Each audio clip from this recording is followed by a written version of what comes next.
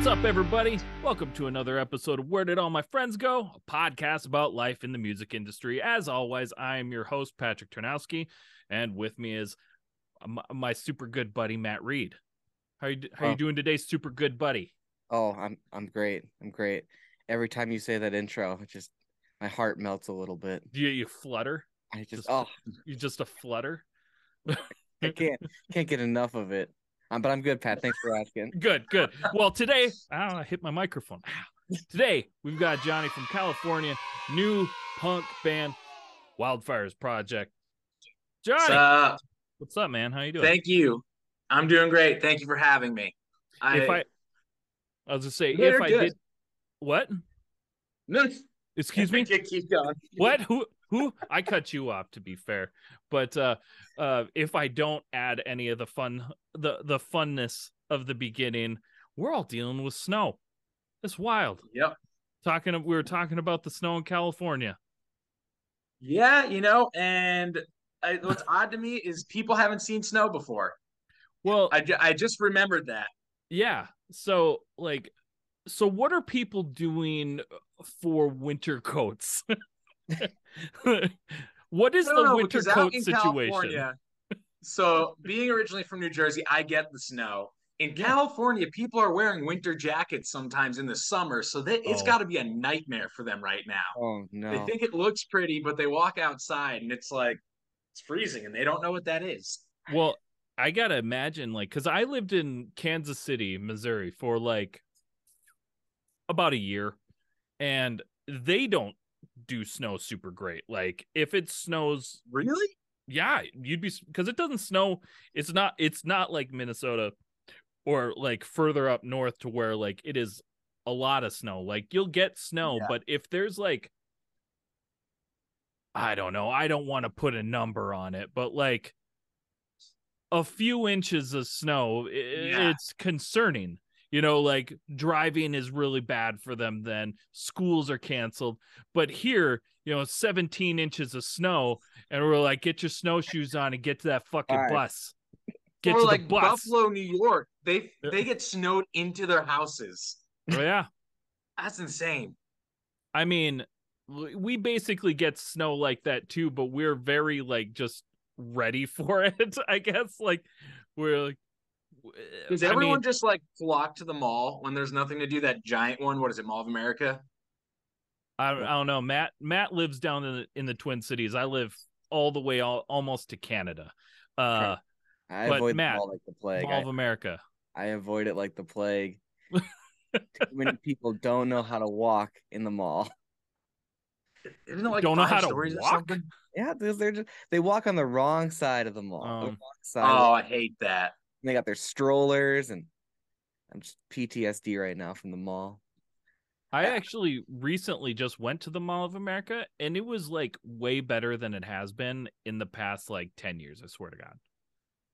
There was cool stores. I actually went into some. I was impressed, because the last time I went to the Mall of America, it was it's 3 floors of mall, and it's a mile around, right? But I the last time I was there, I swear to God, there was at least 5 GameStops. That's what you need. This time there was only 2. Well, because it's so far, you're walking through a small town. You need multiple GameStops. Yes. You need that many GameStops. I love Fallout, but I don't want to walk from one side to the other like I have to do in the Wasteland every day. I want to be able to come in through Jamba Juice and get right to my GameStop. Yeah. Exactly. But there was the last time I was there was multiple of the same store throughout the mall. There was tons of Pink or Victoria's Secret GameStops.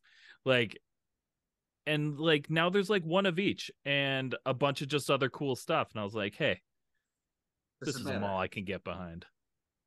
I like this. Love it. Absolutely. So, music talk. You just finished a tour with Heart of Gold and Rookie of the Year. How was it? Tell us some tales. So yeah, a little bit of like a backstory of that. As you guys know, I have the TV series Sounds of the Underground that I work on, and a goal had always been from the start to move it into a tour. So we ran the first season. We're like, okay, cool. We know what to do. We ran the second season. We're like, now's the time for the tour. Bam, COVID. That sucks. Yes. Third season rolls around. We're like, awesome. Time for the tour. Bam, COVID wants to reactivate in California, and we couldn't do it again. Let's go. So this time around, I was like, it's happening. I don't care what goes on. So Heart of Gold, Michael is originally from a band Being as an Ocean, and we became friends on the show. Super nice guy. And he was down with it from the start. And then I was like, everyone's doing emo revival stuff. What's a band we can kind of pull in that, would have that kind of, oh, they haven't been around for a while. So Rookie of the Year. I don't even know how we initially got in contact, but we just like were rolling with it and put the tour together. And, it was a lot of work, but it was definitely worth it. I think one of the funnest places for us to go was in Dallas. We weren't anticipating this, but instead of having the show inside the venue, they decided to have like a Latin night and figured they can move the concert to outside. Oh, sure. So it's like inside there's this DJ just spinning Latin tracks, and then you have to walk through that to get to the venue. And it's surprisingly cold, so there's like a bonfire going, and it turned out to be a cool experience because we were not anticipating any of that. Yeah. And the steaks were discounted, so that was also a bonus. Food is always the prime suspect for me. Hell yeah. But I was gonna say, like, just on that note, I swear to God, that's happened to me before too, to where our show was moved to another spot for like a salsa night. I fucking swear to God. Like, how does that happen? Salsa night's got to pull, man. Dude, they must. But we checked out that salsa night though. Like, I checked out the Latin night too. Yeah, it was popping. It was popping. But we actually had a lot of cool people support too that, we wouldn't have anticipated. Penske loaned us a van for the entire time. Oh, wow. Celsius dropped us like 240 cans of drinks. SE Electronics gave us microphones. IK gave us speakers. Waffle House gave us free meals. Hell yeah. So it's like the most random things kind of fell into place, which made it a lot more enjoyable because then we weren't worried about where are we going to eat. It was more or less, how long after I eat this Waffle House am I going to go to the bathroom? But at least, and that's fair. And it's like, then you're just like, La Quinta, what do you got? Yes. Throw us a bone. Let's get this La Quinta sponsorship. Yep. Oh yeah, Hilton has on their page like it's like, oh, influencers, and I hate that term. I would never ever call myself that, but it's that part of their website that's like, right.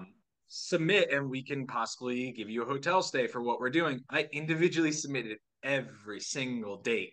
Heard back from nobody. Oh yeah. But the Embassy Suites where we hosted my wedding party gave us 2 free nights, so that was pretty cool. Nice. Hell yeah. Come on, that's Hilton. Fire. So come on, Hilton. Yeah, nice hotel. Get your Hilton. Shit together, Hilton. Hilton. I hope you're on listening the flip to this. side, Mesa, Arizona, I never need to go to, because it's never been a good experience, but this time especially, aside from just like the show, I'll just leave that out of it, because that's like business stuff. Our first hotel we get to, it's like 11 o'clock at night, and we walk in, and like one of the doors doesn't lock. There's clearly bodily fluids still on the bed. So we're like, all right, we're not staying here. So we took a recess, went to Waffle House, planned our next step. And then we get to our second hotel. And when we get there, there's 8 cops arresting a guy outside. And we're like, this night is going flawlessly. Nice. So they have to buzz us in. And we're inside, and the guy's like, hey, I really hope this doesn't deter you from staying here. If you want, we have an automatic pancake maker. You can make yourself as many pancakes in the morning. We're like, well, you sold me. Persuaded you with pancakes. And then we're just like, what happened? Because we're curious. And he's like, well, this guy came in, and he looked like he needed help. So I let him in. And then he just stares at the pot on the wall and just goes, I'm going to effing rip your hair out and murder you.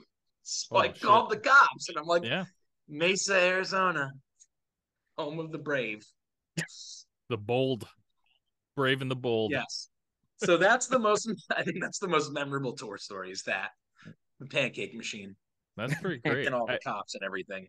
When we're what was it for? When we're down at Four Chord Festival last summer or in mid-September, I guess.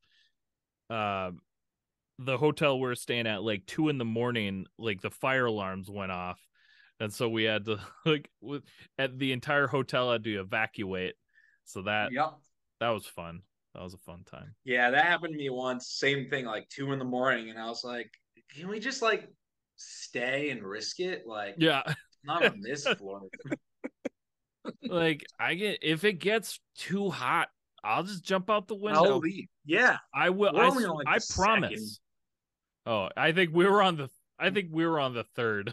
So. Oh yeah, it's a little more risky. Yeah, I mean, I definitely probably would have died, or at least broke bones. Yeah, probably. Got to have that coveted first floor, but apparently you're better off on the second. I don't know. That's what they tell you. Yeah. But learning life right now. Would have tossed Gibby out the window, and I'm like, try to land on top of him. There you go. Sometimes on the first floor, your window will open. I remember once we were on tour, and we put like a little camping grill outside, and then used the snow because I think we were in Colorado just to like keep our beers cold. And we just like did it outside the window, grilling and drinking. Hell yeah, smart. Yeah, right there. Clever. I think my only other like really good hotel story is we found a meth pipe hidden up in the it was like hidden in the fire alarm, smoke detector. How'd you find it? I was just like Were looking you looking to hide your own meth pipe? Well, yeah. There was one there. You usually hide your meth pipes in the smoke detectors. So, yeah, I don't know. It was pretty noticeable though. It was like we were just. I think I was laying in bed and I was like, "What the fuck is that?" So that was in Minnesota. So one day we'll have those like nice, valuable hotels we can stay in. Hilton, if you're listening. Hilton, get at us. Hilton. I mean, so not this tour, but the last tour. One of my the things that we've always done to kind of like pay for things, which is terrible for your credit, is we'll get like one of those 50,000 bonus points, like hit the limit and then stop using it. So we were able to use Hilton's because I got like the Hilton one, and there was like 100,000 points, so we got like 5 stays, and that was beautiful. Nice. But also ding the credit. So. Fair. Oh well. Sometimes you gotta risk it though. You gotta risk it for the biscuit. That's what they tell me. It's true. Your latest release, Lost in Searching, was very well received and featured Paradise, Serotonin, and Headlights. Can you tell our listeners a little bit about the album? Yeah, so that album, it kind of marks a solidifying moment of what our sound became. So like the very first record we put out, or I guess I should say I put out, it's just like it's a solo project under a band name. So I always like, do I say we? Do I say I? Well, like like Dashboard Confessional. All those bands. Yeah. But so when I first started it, it was very along the lines of straight pop punk, which you can hear in the song "A Letter to Myself." And then as after that record was released, Ronnie and I from the Red Jumpsuit Apparatus became good friends through the show, and he wanted to write a record together. So we kind of started solidifying more into like a post-hardcore type of sound, which makes sense. And then when COVID hit right after that, one of the guys who was working on the record with us, his name is John Espy. He drums for Red Jumpsuit, but he's also a writer and producer in his own right. And he's done a lot of pop stuff. He's written songs for Dua Lipa, and then on the flip side, like he used to live drum for Breathe Carolina and do all that stuff. So we started fusing all of that together, and it was still like we had songs that were super heavy and songs that were super pop, and we were like, listen, we need to chill out and just pick something to stick to. Right. So while the label of like new punk is kind of like hit or miss for me personally, it does encompass what the sound became, and that's pop punk that's heavily influenced by type hip hop type things, which The song Living the Life specifically, it's very hip hop until Wade Walters from Secrets just screams the hell out of the bridge. Yeah. And it's super sick. Like, I love it. So that's kind of where we are right now. We're sticking with more of like melodic melodies that are super catchy, and then just kind of doing whatever we want under the music and just making sure it fits as a collective work. So that record took the longest to create because we just kept throwing away songs. We were just like, this is good, but it's not great. This doesn't work, but it would be great for someone else. And so it took a long time for just 5 or 6 songs to come together, but it was well worth it. And I'm really happy with how it came out. I mean, like, the new record is great, and it's funny because you actually answered my next question, which was going to be like diving back into, like, 2018 with a letter to myself, and being like, how have you grown? But you just answered that, so it was perfect. So there's actually a fun kind of fact that a fan always bothers me about. So that record, A Letter to Myself, there was 5 songs on it. Now you can only find 2 online. And that's because in my head, I was like, these other 3 songs weren't, up to par with everything we're doing now. And I just feel like it's too different. So me as an artist was like, I don't want those out there anymore, because if people listen to the full catalog at some point, or it's on shuffle and this comes up, they're going to be like, what's this? But apparently a lot of people still like those songs. So I am going to put them back up. And then we had another EP too. It was just 2 songs, and I took that down, and we were at a show once, and the guy was like, hey dude, are you guys playing that song? And I was like, ooh, no. Funny fact, that's not even online anymore. So I have to go up and put songs back that I thought weren't worth it. But I guess that's kind of like something a lot of artists deal with. A lot of songs people like, they think are terrible. Like Bon Jovi never wanted to release Living on a Prayer. He thought it was a terrible song. It's their biggest song. Right. Like, boy, were you wrong, Mr. Jovi. Mr. Jovi. And that, I mean, what was it? Even like more modern, Say Anything. God, what's the I Can Get Sexual Too? It was a B-side on like a re-release, and then that became the big song that everyone knew. Right. So what the hell do we know? We know. I mean, just put it all fucking out there. Just throw it at the wall. Just put it out there. Throw it at the wall. Just give it to him. Hey, might as well. But all those songs you threw away for this latest record, pick them back up. Throw it out there. Get it out there. I have on my hard drive old songs that I started writing, and every now and then I'll listen through them and be like, there's a reason I saved it. And then I go, there was not a reason I saved this. There are more songs, and like a lot of people who write music keep everything in my head. And I think I might have picked this up from working with my buddy John, who's done like the last 3 records with me. If we start writing something that's not good, we just delete it. Like, there's no point in going back to it and trying to figure it out. You're just going to waste time, and in the studio, time literally is money. That's fair. Yeah.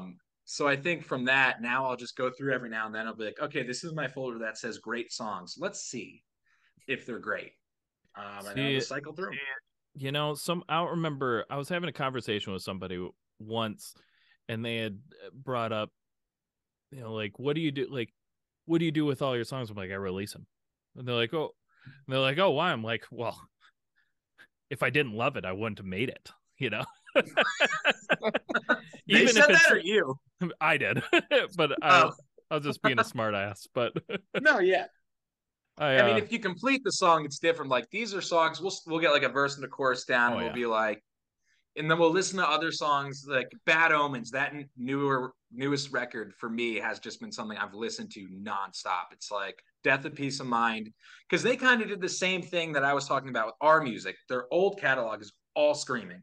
Yeah. Like, not all screaming, but heavy. This record kind of adds more of that, not necessarily pop, but synths and mellow sounds. And that was the same thing with Issues on Beautiful Oblivion. They started adding in like funk chords. And now that I think about it, I remember that record we were listening to a ton at the time. Right. So that's another reason. Like, we realized other bands were doing it, and it was okay. It just had to be done right. And I'd like to think we did it right. Yeah. No, it's really good. It's got, Thank you. Well received as well. I'm at least It sure looks like it. Yes.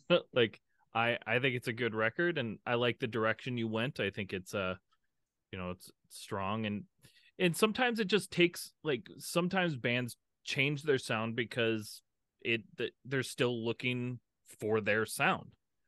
Yes. And that's what I was doing, just because when you like so many genres, it's Right. like one day you're into metal, one day you're into pop. For some people you're into country and you're like, none of this, you can't release all of that and keep a consistent sound. And Right.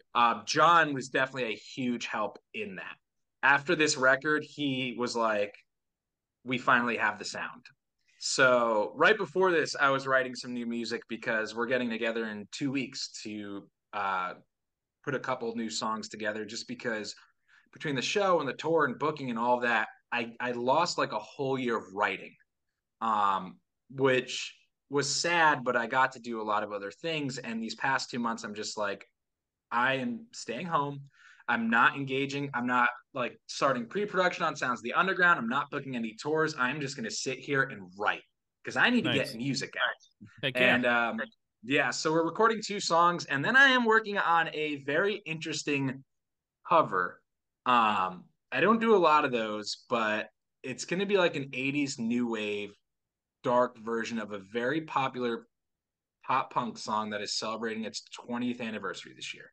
So if you can figure that out, you'll know what song it is. Hit it in the comments below, baby. There's a 20-year anniversary tour of this record happening in August. There's a bunch of emo bands you love on it, and the song happens to take place near an ocean. That is enough of a hint.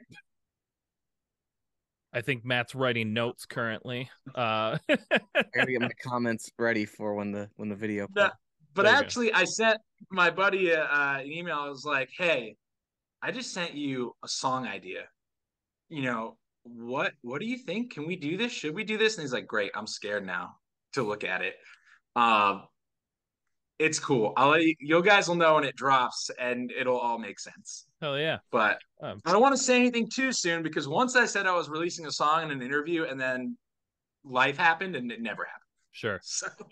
For sure. And I want to go back for just a second and just like comment on one of the pieces of advice that you gave that we haven't really heard much on this show is the fact of, like, you don't have to like finish every single song, like, yes. I think that's a great piece of advice, because a lot of people are like, well, I have this and I want to go back to it. And it's like, you can, but I agree with you that sometimes it's just wasting time. If it doesn't come to you, you got to let it come to you. Yes. And especially because something, if I wrote it 2 years ago and I found it 2 years ago, I probably thought it was awesome. But as a writer, I've developed so much more since then and have taken on so many different, ideas I've heard that are newer. At the very least, it's going to be outdated, at least in my experience. Or I just got better at recording music, and the demo sounds so bad that I don't even want to listen to it or redo it. But yeah, and I think for some people, finishing a song is great. I'm trying to do that a little bit more, but that's more to teach myself some production things. The more you work on stuff, the more you learn. But yeah, as far as writing, if it's not clicking, it's just I can't just. Time is valuable. Everyone works. Everyone does all these things. If I can't figure this song out, I got to move on.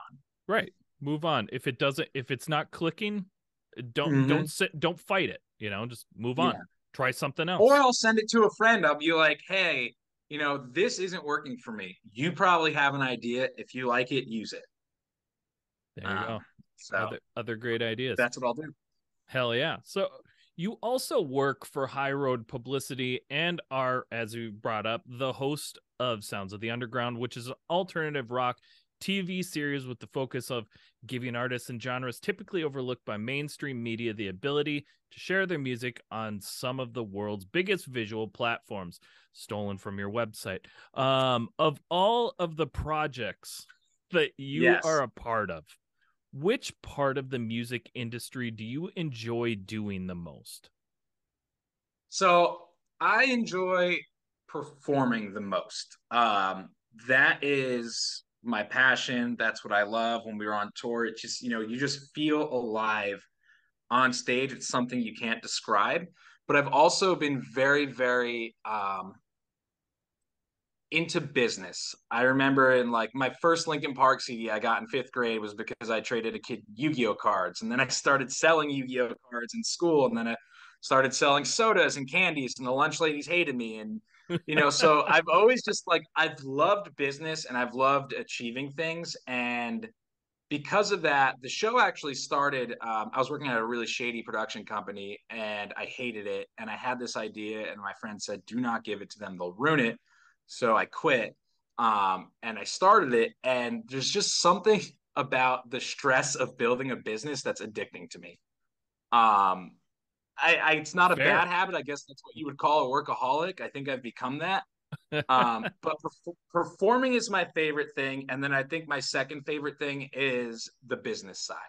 I love working towards sponsorships. I love working towards getting new bands, like all these little accomplishments.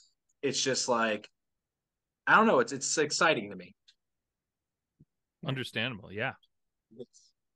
Yeah. So, like you said, I wear a lot of hats, though.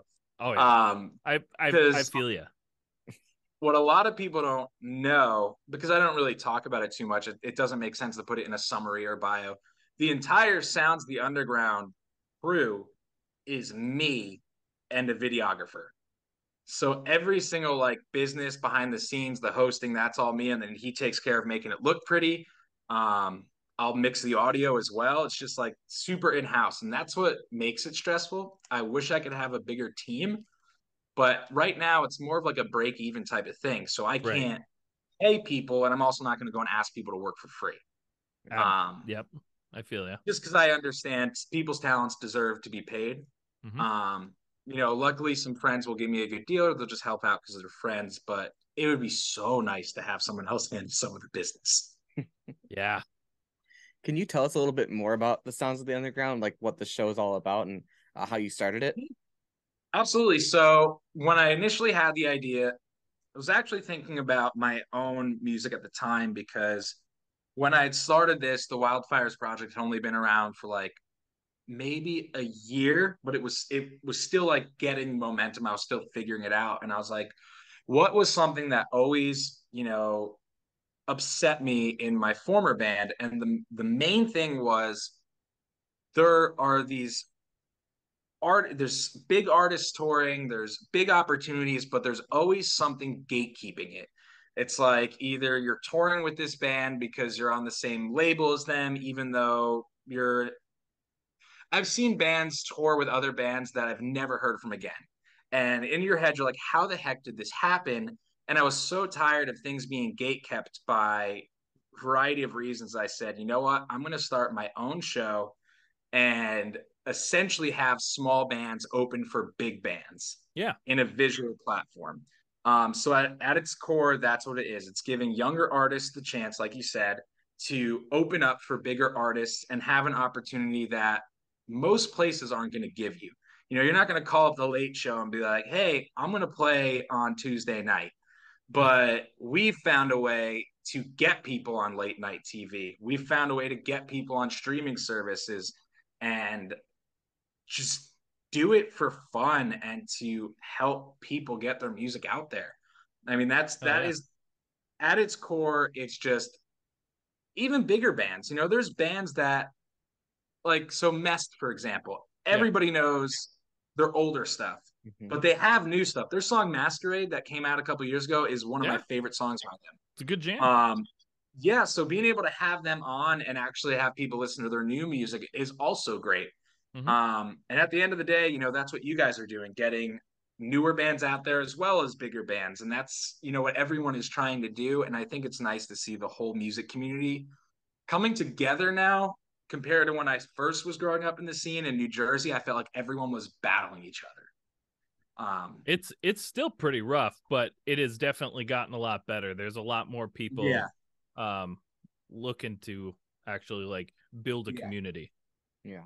Yeah, and I get a lot of things, while tour buy-ons, obviously, it's a huge taboo in Yeah. music, and I personally, don't like the thought Mm-hmm. of, the I've never done it, but I understand why people do it because if you look at an artist now, even a big artist, you have to take into account their managers taking a portion, their agents taking a portion, their labels taking a portion, the venues taking a portion of their merch. Oh They have yeah. all these expensive. It's like, how do you make that back now? Well, you offer an opportunity that is a paid for opportunity. And while I hate it, I understand it now that I've kind of involved myself more in the industry.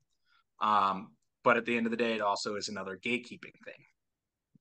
So Agreed. you know, Yeah. it is what it is. This is what we live in now as music in the music industry. So you just kind of have to accept it and understand that everyone is struggling to make money. Mm-hmm. And it's just it is what it is. Yeah. Everybody's just trying to do their best. I mean, I've looked, there's so many bands out there that you think are making a ton and they're like making nothing. Mm-hmm. And I don't even know how I guess I segued into this because of the show and helping new artists, but I like to say things that people might not necessarily like me to say out loud, but it's just the truth at this point, I mean, I say that shit all the time, but that all depends on who's fucking listening to me. But then again, if it's someone who doesn't know the music industry at all, I'll be at a concert and be like, hey, you know how that band got on the show? And they'll be like, how? I'm like, oh, they bought on. And like, why are you ruining everything? Or like TV shows, like, the Grammys is all like BS, right? Like, I have a they're problem like, trying what to do you not mean? ruin that shit for like my son's YouTubers. Ugh, Yeah. I'm just the I mean, I worst. got to work behind the scenes once. It was like a volunteer thing, and I was in like a room. It was the genre category of, I think it was country at the time. They would just throw aside records. They wouldn't even listen to them. It's like, oh, this person's nobody. Who cares? Like, if you're really judging the quality of music, that's bullshit. Like, don't do that. Right. At least be upfront about your BS. Fair. Speaking of I don't know. I was gonna try and make a segue, but it wasn't. All I right, don't just have cut it hard and go into it. just cut it hard. Let's go. So I went and did some deep diving, just digging hard, Great. going way down deep. Shit. You were a part of a group back in 2012 called No, I Reverse knew you were gonna Order. go. Okay, Yes. so you were part of Reverse Yes, Order. I was. Now, you were also featured on America's Got Talent. And It's you know what?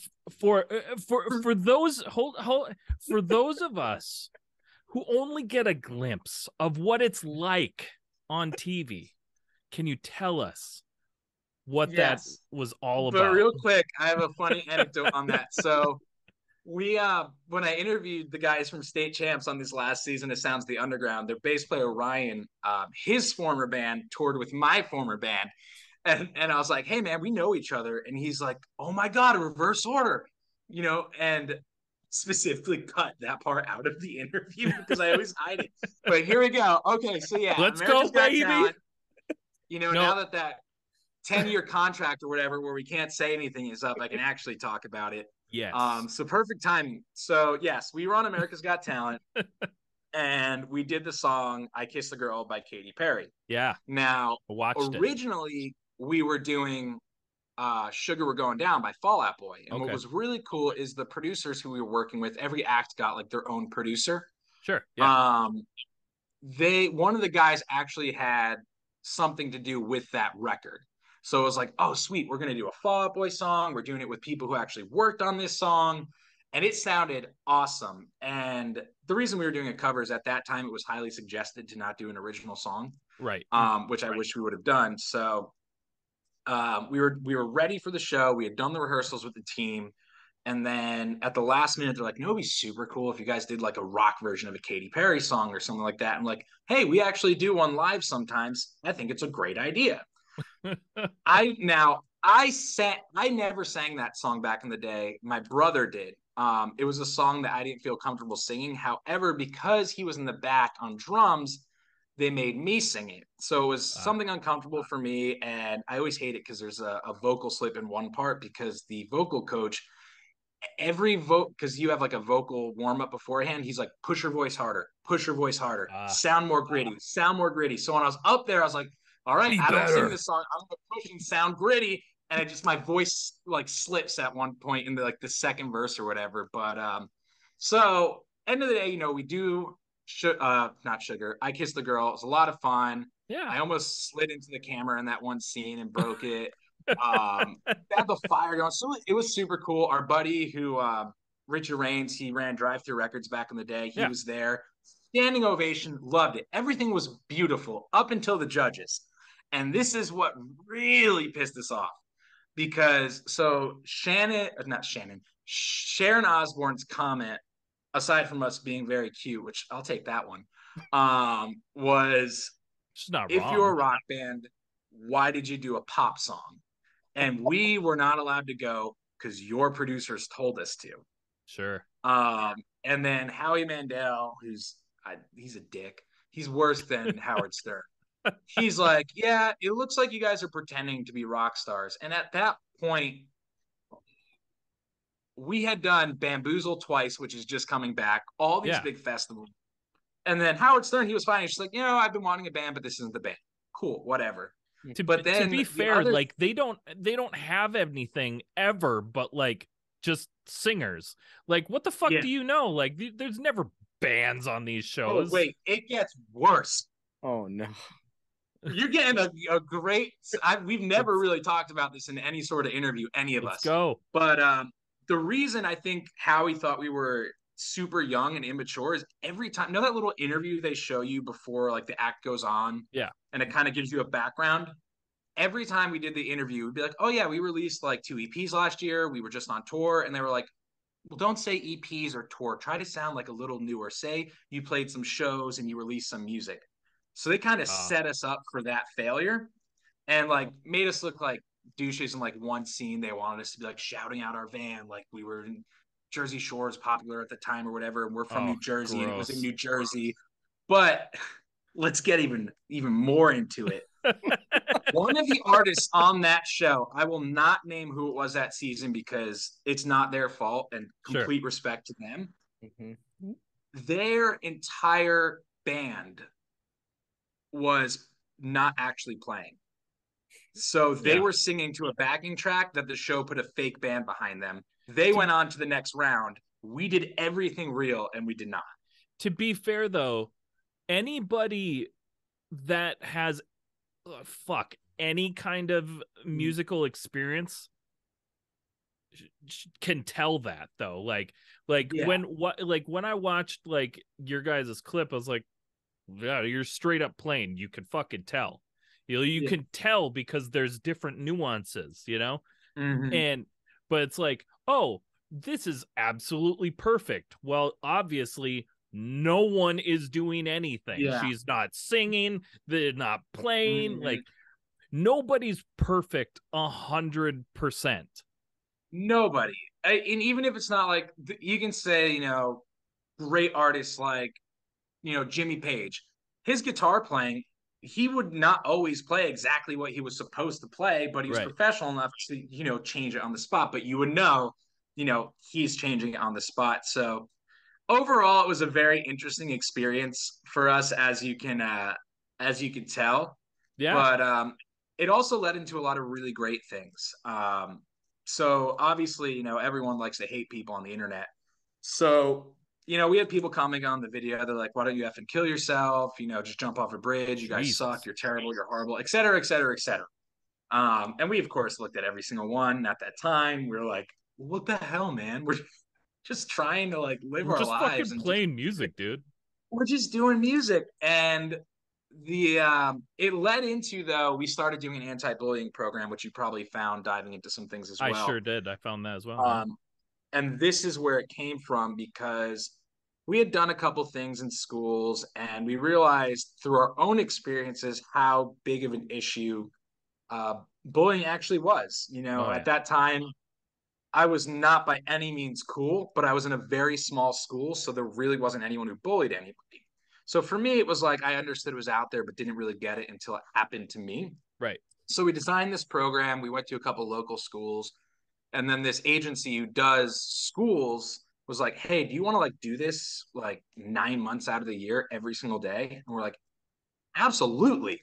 So in 4 years, we started the nonprofit. It was called Reverse the Trend with Reverse Order, which Alice Cooper actually thought that up. Okay. I'll tell you Hell that yeah. in a second. But so we did it, and we were doing up to 4 shows a day, 5 days a week, playing bars at night for extra money and playing like more of our own music, putting in regular shows. We did 700 shows in 4 years. Jesus, that's Yeah. insane. And then the last thing we did as a nonprofit was Warped Tour in 2016. And that's when I decided to kind of, that band had lost meaning to me in the content and what I was writing, and I wanted to start over. And Sure. 2 years later is when the Wildfires Projekt came out.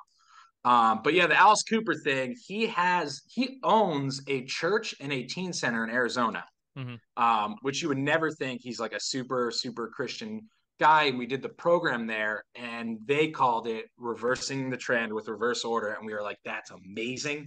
We're using That's mine. That's mine. Yep. But yeah, no one needs to go and check out any of that stuff. I understand people still like it, but I don't know. It's me. I've just grown so much since then. I'll let you know on something else that's interesting too that people don't. So I have 2 last names, Russo and Zirkel. I used to go by Russo, and then in that band I went as Russo. But when I decided to change new bands, new image, and everything, I was like, you know what? Now's the time to just completely rebrand. So I started going as my other last name, which is Zirkel. So it kind of added more of a definition between what I was and what I used to do, and then what I am now and what I'm doing now. New band, new sound, new name. It's just everything was just changed for a new project. I mean, I totally support that. All I'm gonna leave you with is you don't gotta be ashamed of your past. Things you did before, the things you did before were great. Thank you. And you deserve to feel okay about that. Thank you. You know what? There's one song that I still love, and I wish we could redo it. It's called These Summer Nights. That song, I still think, is a jam. And there is actually a song on Lost in Searching where I stole the main lead from that song because I love it so much and put it into a newer song. So I will say, yeah, some things in the past were good. So I'm gonna throw this last thing out there as well, and we're open right now. We are honest. Because I don't even have this like written down in my notes or anything. I just remember as I was looking. So is it true that I believe the song is Go? Is that you were nominated for a Grammy or something with Grammy? Yeah, so it was like a weird subcategory that we had this like distribution company doing some stuff in Canada for us. And yeah, there was something it was always hard for me to grasp. It had something to do with the Grammys, right, but it wasn't like a genre you'd see on TV.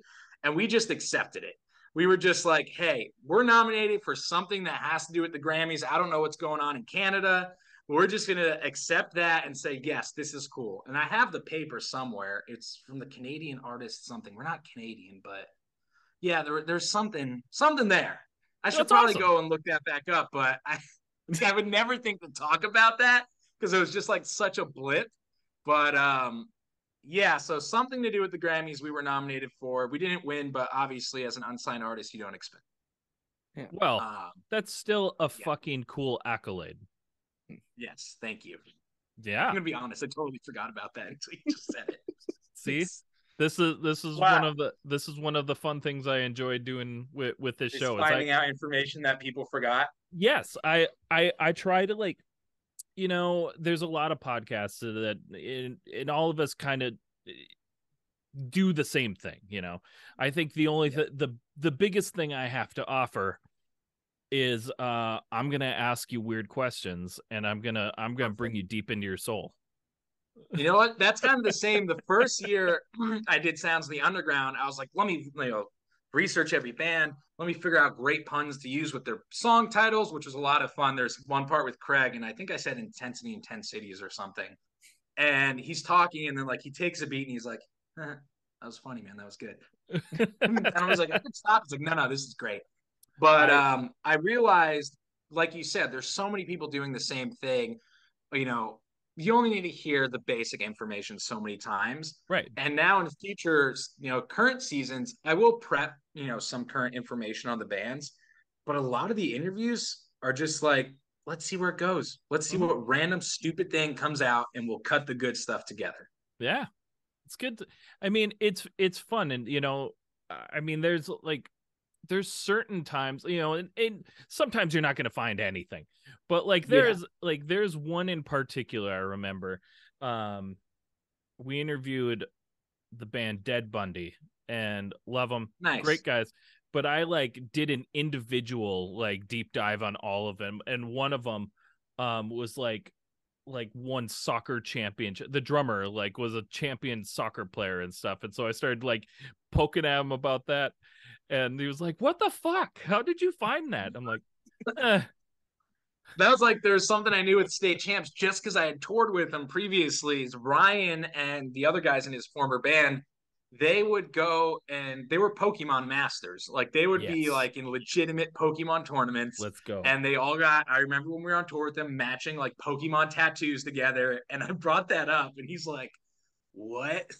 Nice. But like, yeah, you find some really interesting stuff. Or just like randomly when I was talking to Hollywood Undead, I was like, hey, do you guys have tour pranks? And he's like, we got one.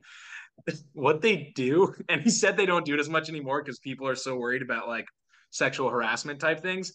But whenever they'd get a new crew member, one of them, and I could say this because it's on our episode too, one of them would take their junk out, turn a knife the wrong way, and pretend to cut their dick off in front of the new person and go, oh my God, I hate this thing. It's always getting me into trouble. Oh no. And I'm just cracking up. And at the very end of the video, he's like, hey, make sure you try that dick cutting thing. I was like, I'm gonna try that dick cutting thing. Like on the same lines as that, like I was just, it makes me think of like a prank thing that like just doesn't age well, you know, but do you remember the movie Waiting, when it was really popular to just like to play what was it, like the brain game or whatever it was, where you just pull your nutsack out? Someone did that to me on the school bus. Yeah. What the hell is this crap? And he's like, yo, John, look, brain. I'm like, no. Yeah. I don't want that. Or the bat wing or whatever. Like there was a whole bunch of different shit, but I remember, and then like if they looked, you kicked them in the ass. Yep. I mean, I was watching, I've been like deep diving back into the show House.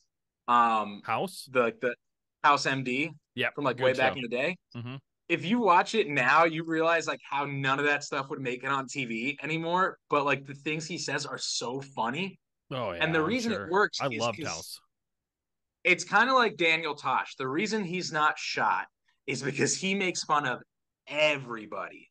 He doesn't leave anybody out. But like you said, everyone's like super afraid of saying things now, and it does kind of suck. Yeah, there's certain things you shouldn't say, but at the same time, it's like I want to laugh. Like, do you listen to like Tom Segura at all?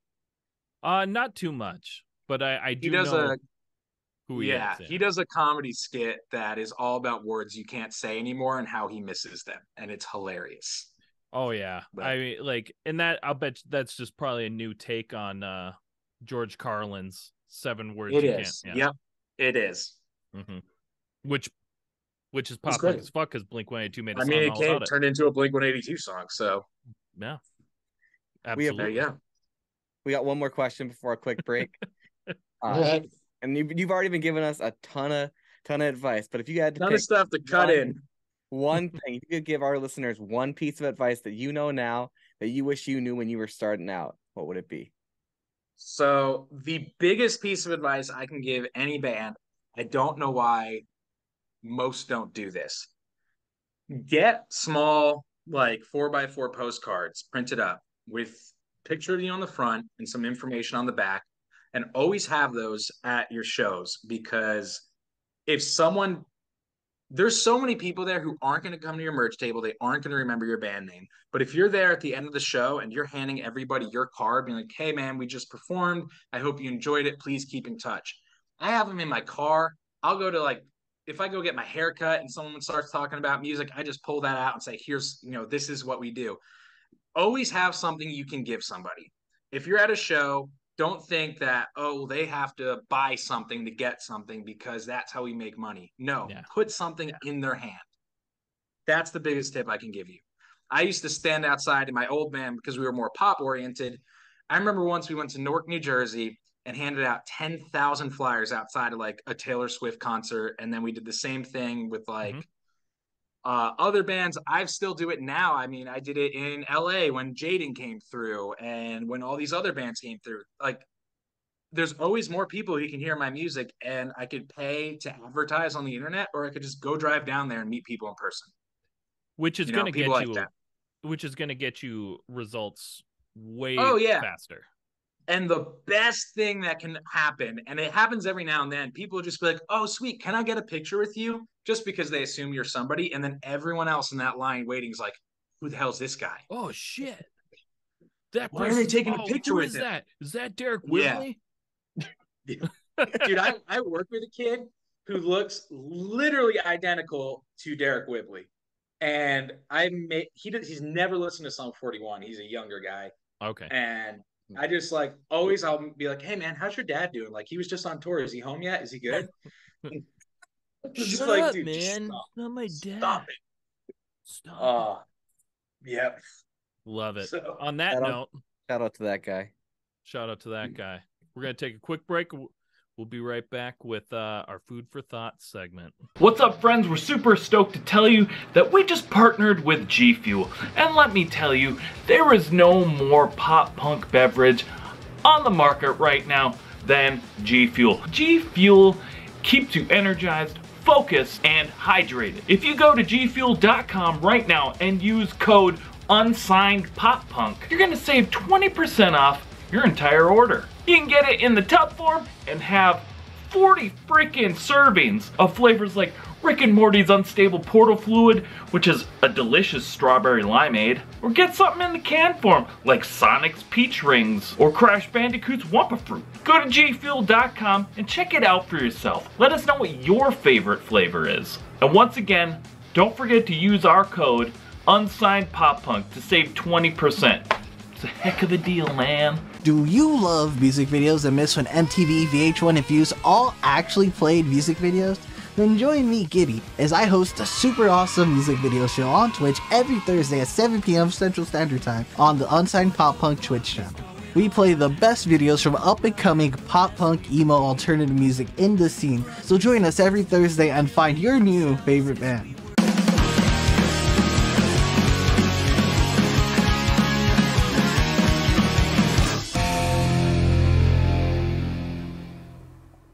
And we're back. Thank you so much for sticking around. Time for the new segment, which is not a new segment. I have to keep saying it's a new segment, but we've done it like 30 times now. New to me. It is not. There we go. We're at like 13-ish, 14-ish. I don't know. I don't know. And also, I'm going to say it again. I say it every episode.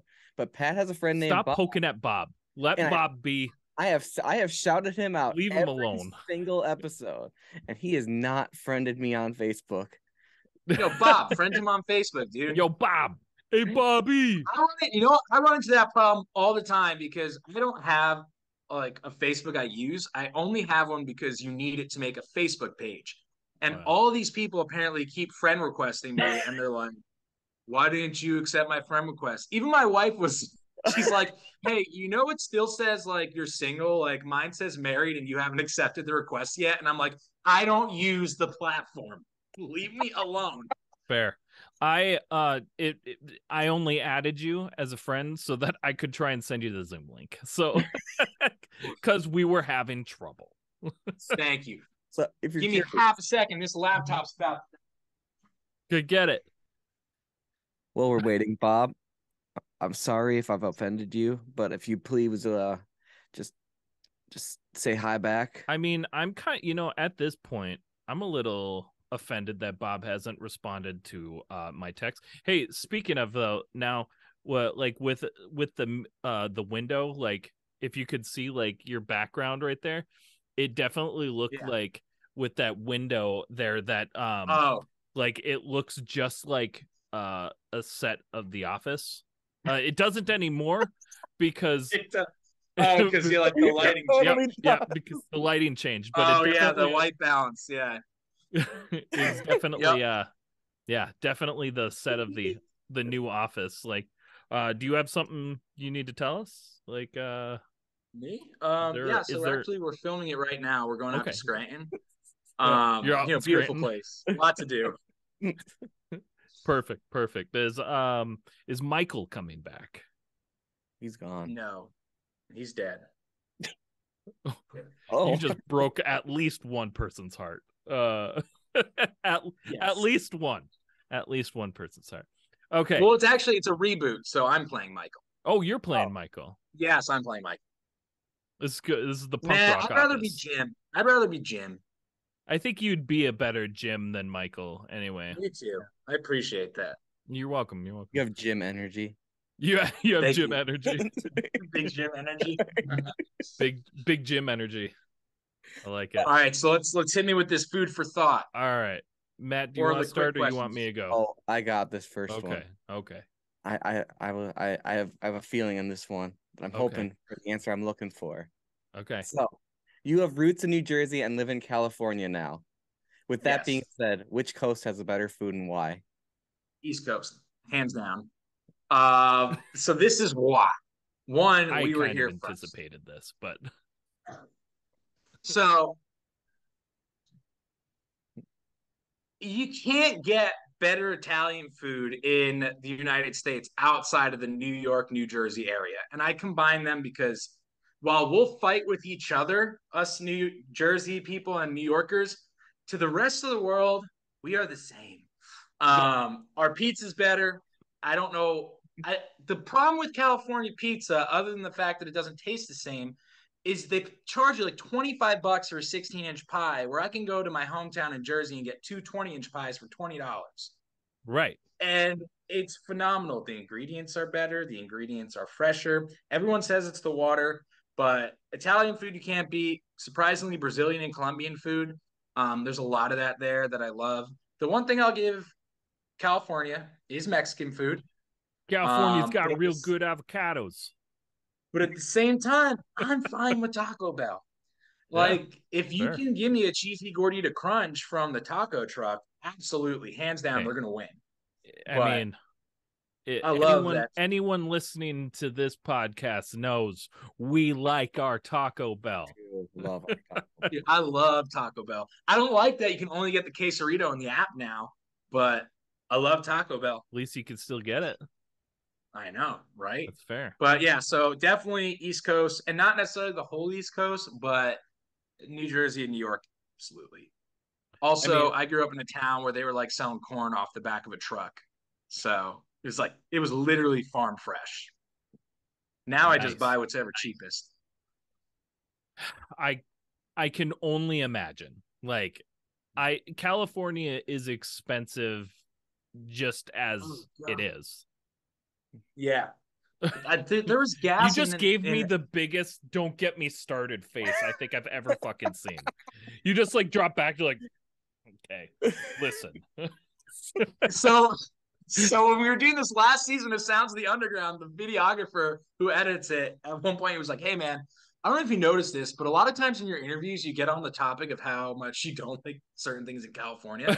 You should probably chill with that a little bit." And I was like, "Okay, you're right. But no, I do love California. Just LA County is just, it's something else. It's not me. You know, I'm from a place that has better food and everyone's aggressive, and here you have to really walk on eggshells. Well, yeah, I mean, it is definitely a whole different environment between like fucking California and like California's all like, what's up, chill, man, what's up? And New York, like the New York area is like, get the fuck out of my way, asshole, you son of a bitch. Your directions are right down that way up. Yeah, have a good day, motherfucker. That's exactly how it is. People are aggressive, but they're not mean. They're just aggressive. Yeah, super aggressive. Super fast paced. And like, I'll have conversations with people sometimes and they'll be like, can you say all that again, but slow down? And I'm like, and kinder, please. We were on tour this was years ago in Mississippi. And we had a good friend. She was our tour manager at the time, and we were hanging out, and a bunch of her friends at first just like hated me. And she comes up, she's like, hey, I totally understand where you're from and how you act. They don't, and they just think you're me. And I was like, oh, great. And I had to learn that when I was in California too. So now I know how to talk to the right people. Smart.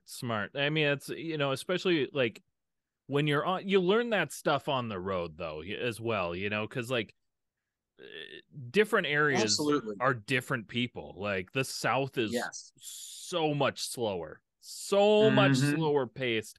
Because even like, so like with the East Coast, New York, New Jersey, especially, and Minnesota, like Minnesota, we're fast paced, but we're all just really nice. We got that Minnesota nice, but we're fast paced. We're hard workers, And then you go, and then one of us goes down south, and like, will you fucking just calm down?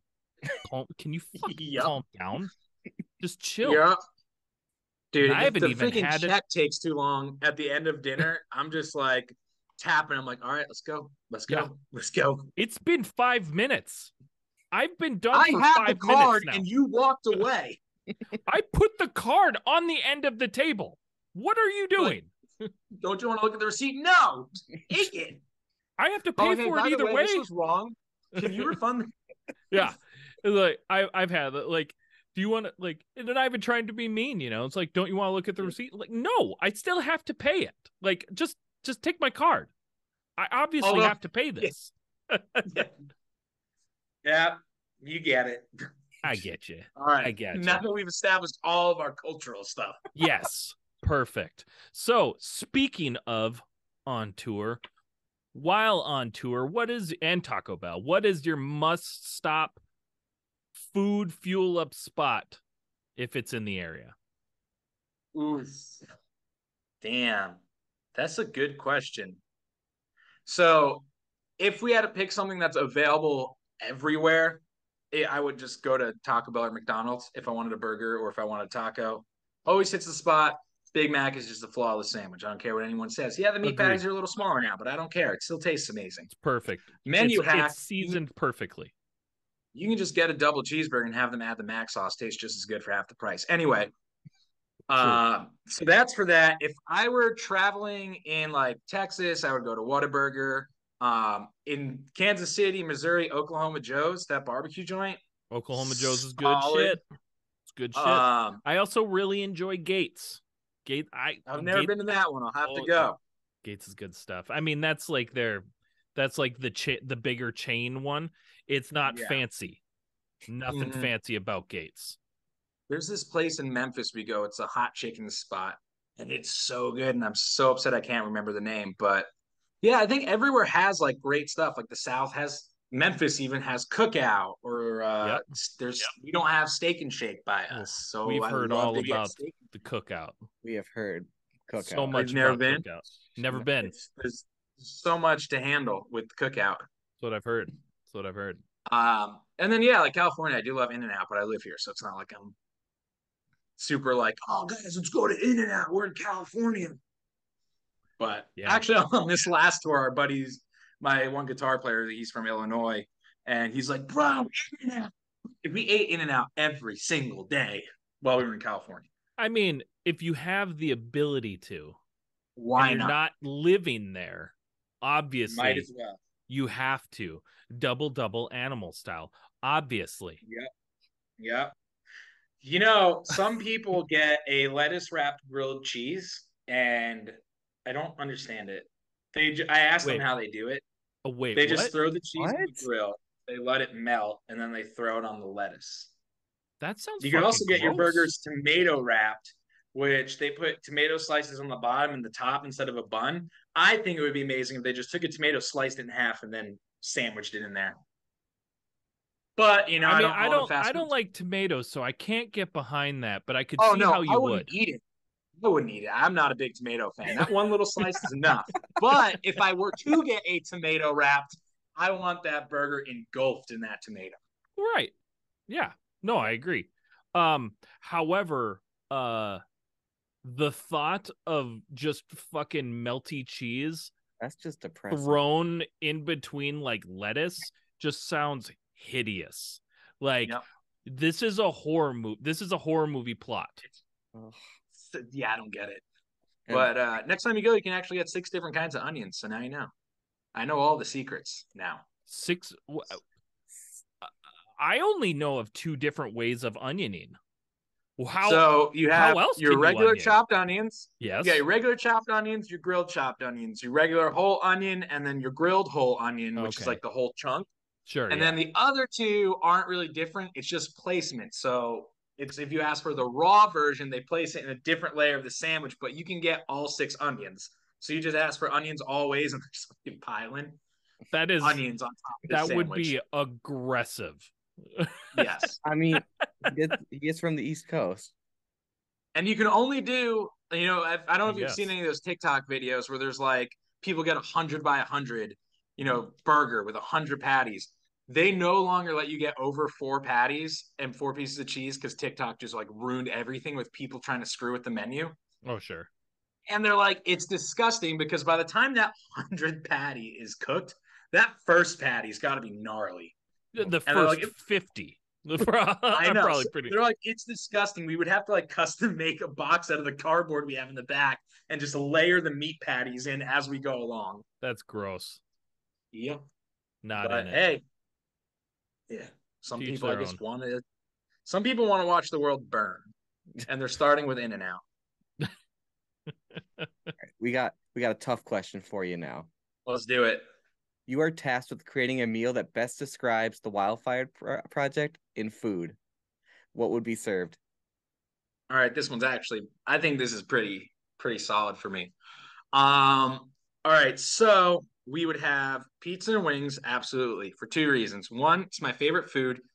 2, which I guess is kind of a split thing. There's 1 for each. Let's go with 3 reasons. 1, my favorite foods, and then 1, I'm from New Jersey, so pizza, and fires are pretty hot, so wings are pretty hot, so that is perfect.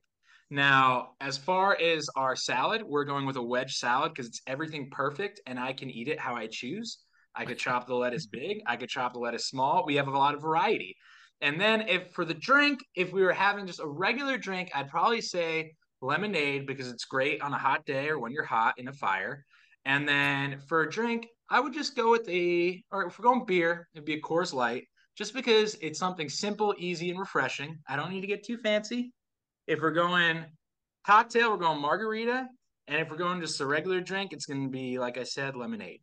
So it's a pretty standard pop punk meal: pizza, wings, and beer.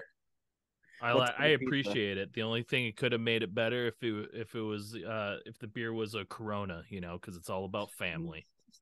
That's true. But I'm a solo artist, so Fast and Furious.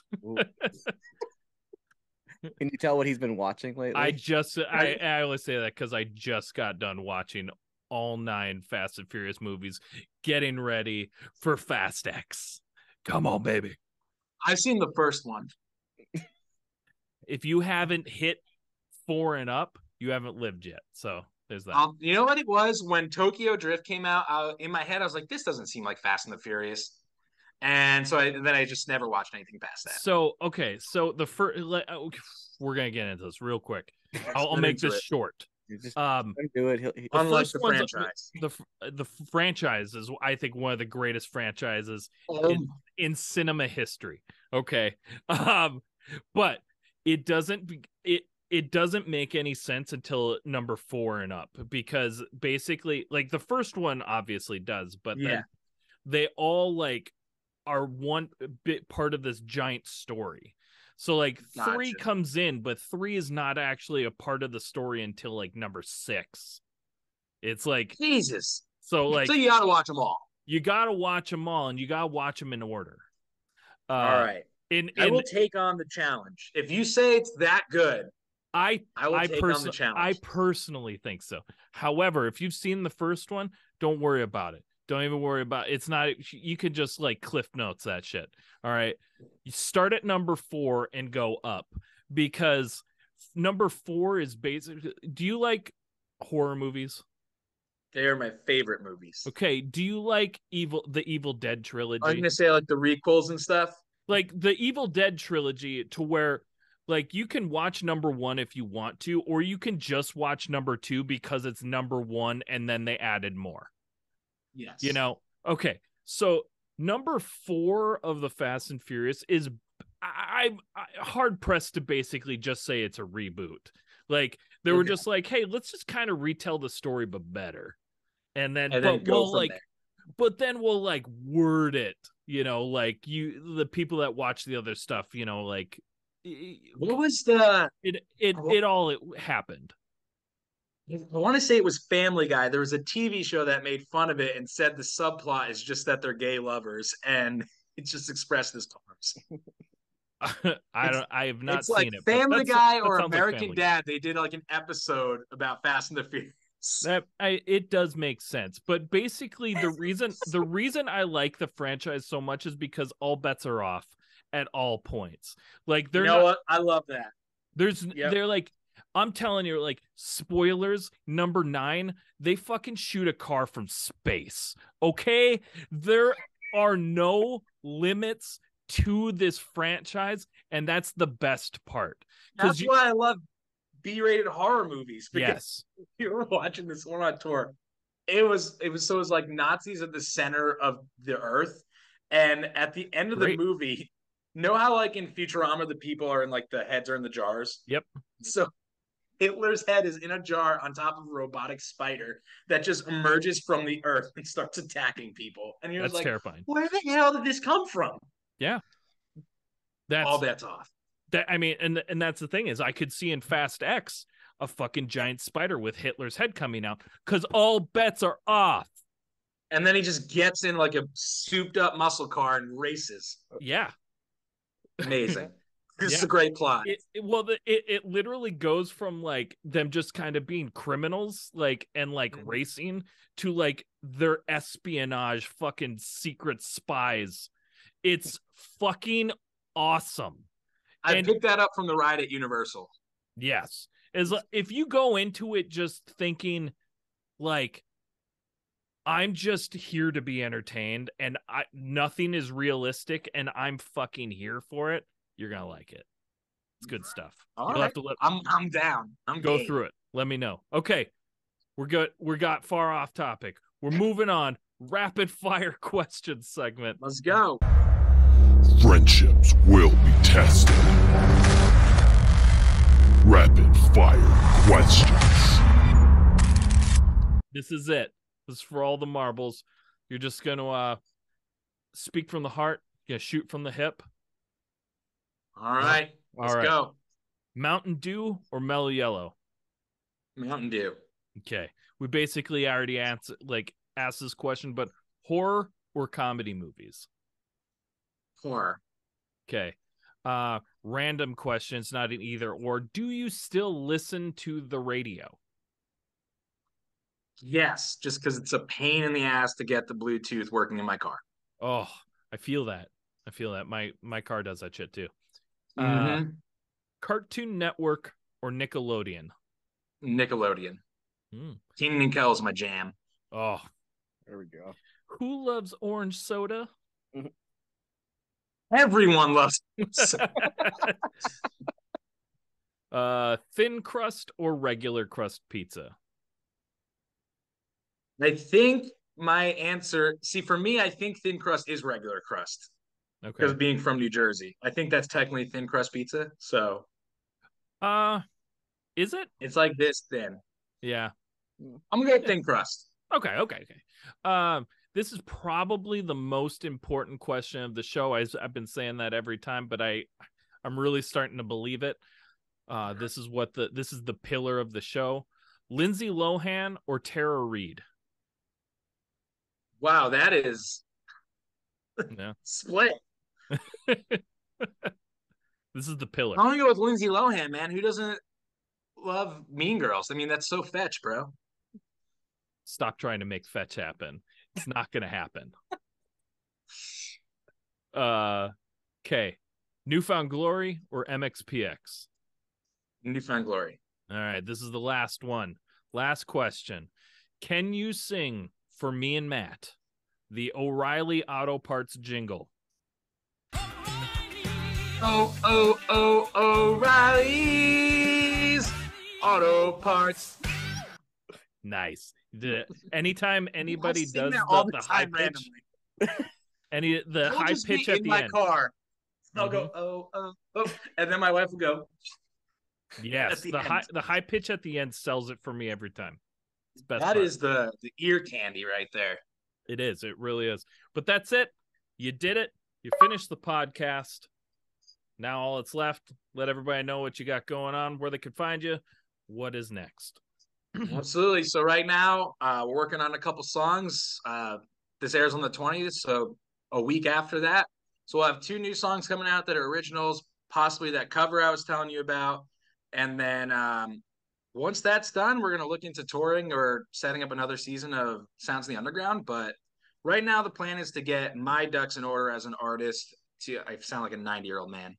To just like work on my brand for a moment. And if you want to get in touch, Instagram, Wildfires Projekt is the best place. Shoot me a message. I answer everybody. Don't message him personally on his Facebook. Don't go to Facebook. Just not answer on Facebook. It's just, I don't use it. But yeah, Instagram is the main place I'm active. We have the website. But I'm also a huge NFT and crypto nerd, and my Twitter has kind of become that. So if you like that, go there. If you just want to like normal stuff, go to Instagram. And then everything's on Spotify. Hell yeah. Love it. Thank you so much, Johnny, for hanging out with us, shooting the shit, getting real deep with us. I love shooting the shit. We got real deep here. We did. We got both ends of the spectrum. Real deep and real just what the fuck. Oh yeah, I mean that's how I like to spend my days. I agree. Just fighting to stay in the middle. There you go. Hell yeah! But thanks, guys. I'm glad we were able to work this out. Yes, absolutely. It took a little time. Being in. Well, you got light, coast, California, all sorts of things. Snow. You got to build some California snow forts now. Yeah. Go get that. I mean, you might as well take advantage of it. Might as well. But heck yeah, thanks for hanging out with us today. Me and Matt, as is the we part. We are going to dive into the unsigned pop punk news in just a second here.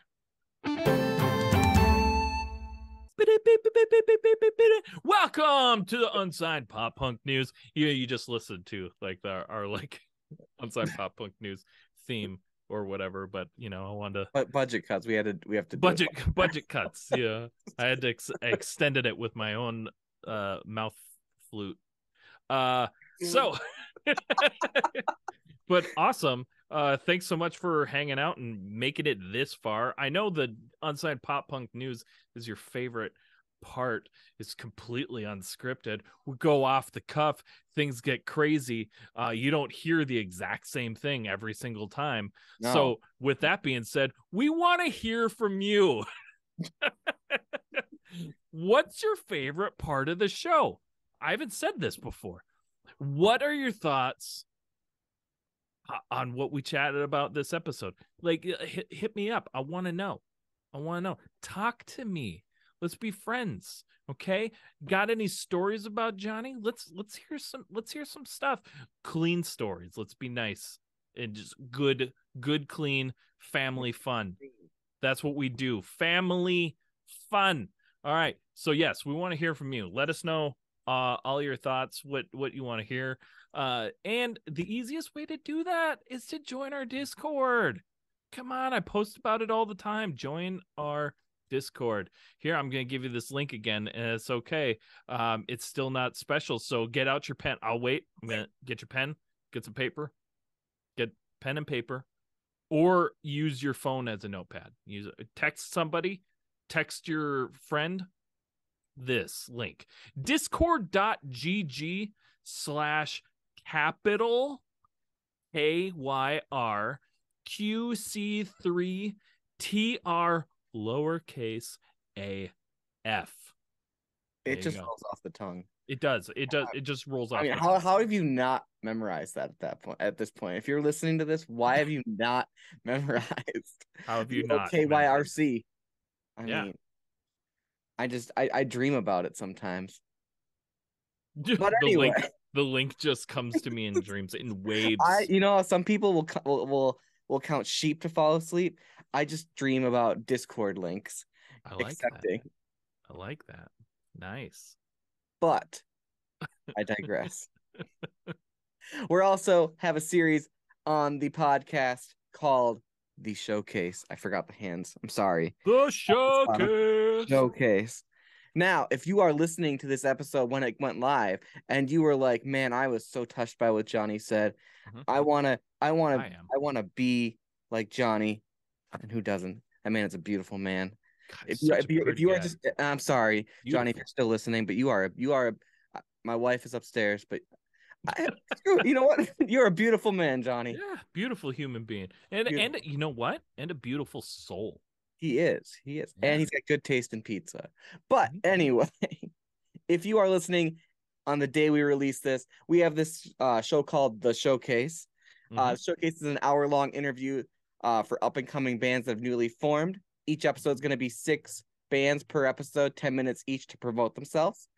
If you're listening live on the 20th, we're actually going to be recording that live on Friday the 24th on our Twitch channel, which you'll hear a little bit more, which will come out, and the show will come out the following week. So 27th, Monday. That 27th, that Monday will be the inaugural episode of the Showcase. So if you are right now, past Matt is talking right now. But if you are listening to this on that day, future Matt, we did it. We released the video. Good job, future Pat. We're proud of ourselves. If there was some debauchery and happened on Friday, the last time Pat and I did a Twitch show together, we had 5 cases of hams. I don't know if that's going to happen again, but we'll have to see, and you'll have to see too. So show up on Friday or listen to the episode the following Monday. Hell yeah. I mean, either way, it's going to be the exact same show, but well, I guess, I mean, the thing is live on Twitch, and live, anything can happen. But on the podcast, you don't know. I might cut stuff. I might be like, hey, remember that really funny joke that I cut? You should have listened to it live. Watched. You should have been there watching and participating, because I'll guess what? You can chat in the chat. You could talk to us live, and if you got a good question, maybe we'll ask it. Yeah, maybe you'll be, if you want to be on the podcast, here's your chance to get your question asked live. Absolutely. Now, also, just with that really quickly, the Showcase, any band can submit to it. Any band. It doesn't matter your size. Any band can submit to this. So if that's something you'd like to be a part of, just go to unsignedpoppunk.com. It's under the podcast tab. You can find it. There's also links for the normal podcast, the main podcast. Yeah. We're gonna move on to the punk rock flea market, and fun little thing about that. It's looking like it's gonna be at the back alley again. They did just emailed me a couple days ago, just being like, hey, what was that date you want to do? So we're getting a little bit further about with that. I was talking to my good friend, as you can see him if you're watching. I'm sporting a lot of Local Menace. I was talking to my good friends over at Local Menace today, trying to plan out this summer's festival sort of stuff. And there's cool things I think coming. So we're working on that. Oh. Yeah. Matt doesn't know, because this was done. This was today. This was past Pat. All right. I don't know, but Matt doesn't know, but past Pat knows, and current Pat knows. Also, Twitch news. We do have Our new show, New Music Friday on Tuesday, every Tuesday, as long as Gibby's not going to see the Wonder Years. Every Tuesday at 3 p.m., super awesome music video show, live every Thursday, as long as Gibby's not going to the Wonder Years, at 7 p.m. Central Standard Time. Everything is Central Standard Time, because that's where we are. Just quick shout out, Wonder Years, if you're listening, I really love your album you released at the end of last year. And can you tell Gibby that he needs to be on Twitch because people miss him? And hey, at Wonder Years, if you want to be on the podcast, just hit us up. We'll get you on. We'll get you back on. We had our pal Casey on season 2. So but Casey's only going to come back if you talk to Gibby for us. Oh boy. Okay, twitch.tv/unsigned pop punk. That's where you can find all of our Twitch goodness. Twitch.tv/unsigned pop punk. They're super awesome. New Music Friday on Tuesday and the showcase. So you got that. And once again, that's the way the news goes. Thank you again to Wildfires Projekt for hanging out with us today. Thank you again to my good friend Matt. You're welcome. For hanging out with me, for being a part of Unsigned Pop Punk, for being a part of the Where Did All My Friends Go podcast, for being a part of the showcase, and for just being my friend. Thanks, Matt. Thank you. And let's give Gibby a shout out too. Gibby. Super Gibby. Thanks for making it to Super Awesome when you aren't at the Wonder Years. Just kidding. No, Gibby, thank you for all you do. Gibby, we love you. We got a great team. Thank you to the fantastic Lawrence Crow for all of Unsigned Pop Punk's art. Without Lawrence, we wouldn't look the same. He's a beautiful man. He's a beautiful man as well. And with that, y'all, we'll see you next week. Goodbye. Thank you so much for checking out the show. Please hit that like, subscribe, or follow button so you never miss an episode. And thank you so much to those of you who already are. Check us out on Spotify, Apple Podcasts, YouTube, or anywhere else you stream your podcasts. If you're in the position to help us grow and like behind the scenes access and exclusive shows, head on over to our Patreon at www.patreon.com/unsignedpoppunk. Let us know in the comments who you'd like to see on the show and what other content you'd like to see. Thank you all so much.